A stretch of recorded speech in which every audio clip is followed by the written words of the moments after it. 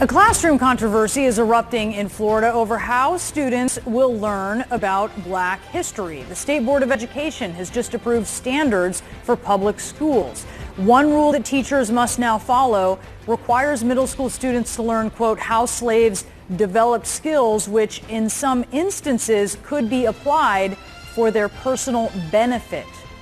And at the high school level, if students learn about race massacres like the 1920 rampage in Ocoee, Florida, teachers must include, quote, acts of violence perpetrated against and by African Americans.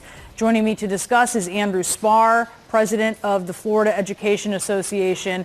Andrew, to be clear, when it comes to that massacre, that was against African Americans, trying to prevent them from voting. Just to be clear with folks who may not be familiar with that history, what is your reaction to these standards?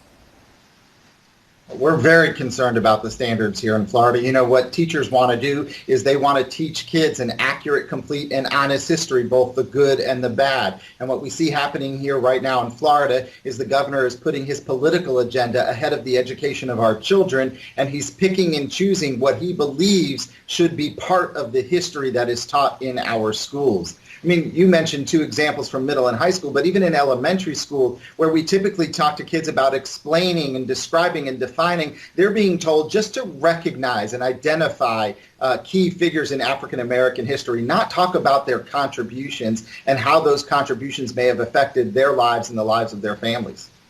What other standards, are there other ones besides the ones you mentioned, besides the ones that I outlined there in the introduction to you, that are concerning? Yeah, absolutely. Again, we're talking about what's missing from these standards.